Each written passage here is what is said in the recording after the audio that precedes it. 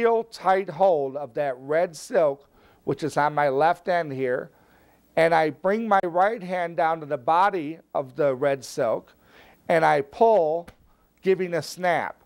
Remember to hold that as tight as you can, because if you snap too hard, it's loose already, you might pull them apart, and you don't want to do that. So I pull here, then I leave go, and I fake this. Now the knot is upset, it's loose, the red silk is straight, the knot is wrapped around it. So now what I do, the first phase is I bring my thumb up to the right side of the knot, and my fingers close over the body of the silk. If I push with the thumb and pull with the fingers, you see how that end gets shorter. So what I do as I'm moving around and straightening these out, I get it short. So now I'm able to tell the spectator, this is the second phase, I say, here, I'll tie this end, you tie the other ends. And what happens is this hand is high.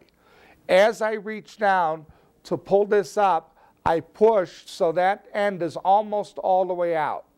So by the time I hand him the ends, this hand can come up and say, here, let me straighten them out for you. I grab one in each hand, let me straighten them out, okay? So I don't want to explain that whole thing again, but I think I will anyway, just because I want to make sure you get this. It's such a great trick. When you tie the knot, you're going to put the red silk over the white, wrap the white end around, show it very clearly. Now the left end goes over the right, push it through, switch ends, this is the move here. As you tighten the knot, pull with your right fingers so that becomes straight. Do the fake pull, do the fake here, start to move it up. As you say here, you tie the top ends, you grab each end and say, let me straighten them out for you. That's the second phase. Very, very strong. Now, the next phase is where the spectator ties the knot. And when the spectator ties the knot, again, two things can happen. They can tie a square knot or a granny knot. You upset them pretty much the same way, but I'll tell you what could happen, okay? So let's say right now the spectator's going to tie the knot. It's important, very important when the spectator ties the knot to give yourself a lot of room for them to tie. So give it about 3.5 inches, a little more than when you tie. As a matter of fact, when you tie, it doesn't even have to be 3 inches. It could be even shorter. But now is when the spectator is going to tie. I don't have a spectator to tie, so I'm going to tie it myself. But normally what you would do is you hold on to the ends while they tie. And you keep the ends, so when they make the first twist and they pull it tight, they're pulling it down by your fingertips. Then they tie the next knot, and it doesn't matter what kind they tie, and it doesn't matter how tight. Now this is a real knot this time. This is not a fake knot, okay? That's a real knot. But if you look at it, what kind is that? Yes, you're right. That's a granny knot. That's perfectly right, because the ends go forward and backward. Now, here's something to know about a granny knot. A granny knot, unlike a square knot, is a good knot, except for the fact that if you pull the body of the silk, you can pull that knot out. I'm not going to do it, but I can pull that knot right out. With a square knot, you can't. So that comes in later on in the routine, and I'll tell you more about that later. But now you're going to upset the guy's granny knot.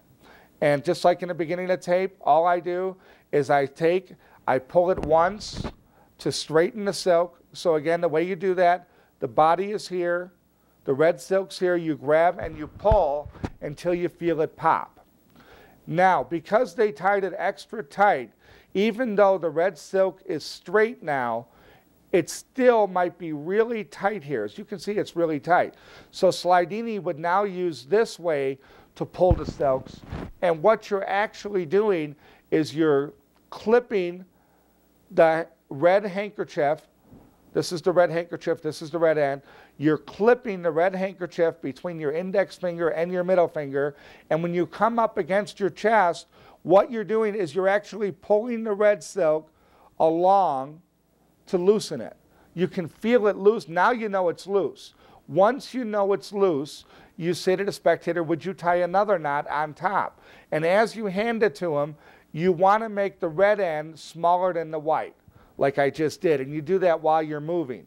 Because now when they tie the second knot, odds are, because the red one is short, that he'll tie the white one around the red one, which makes it easy for you to upset the second knot.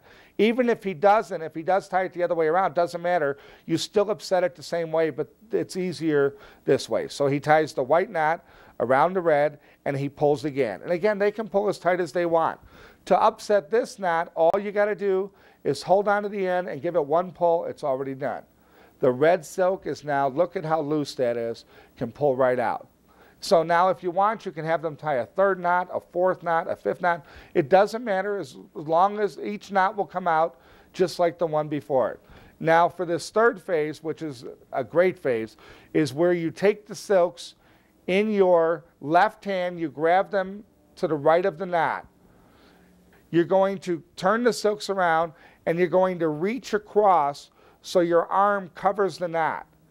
And what you're going to do is just continue out, say, you hold on to this one, and you, sir, you hold on to this one.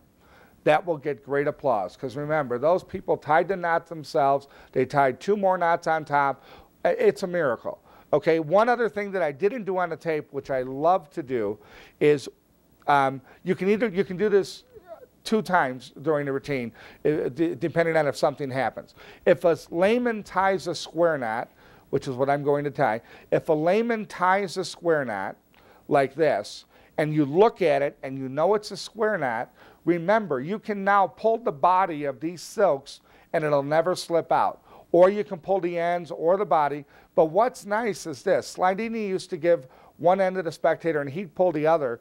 What I do is I get 2 spectators right in front of me to take these, and I tell them, have a tug of war. And it's a funny picture of these 2 big guys trying to outdo each other. It doesn't matter how tight this is pulled, it will still upset. But what happens is, if you now grab the red end, you grab the body of the red silk, you give it the pull, it's already out, even though that was really pulled.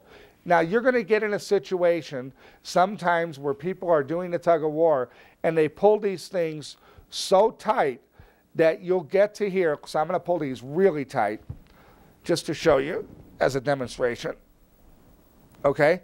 So that's not fake. That's really, really tight.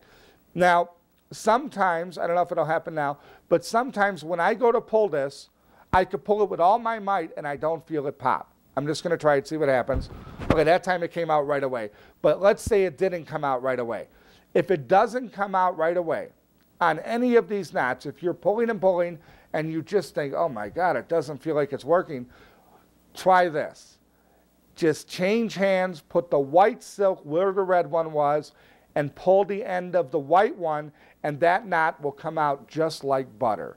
It happens every time. That's one thing they don't mention in the Slidini books, but it does, it works for me. Whenever I have a problem and that knot will not come out no matter what I do, I just turn the silks around, grab the opposite one and do it, and now it'll come out like butter.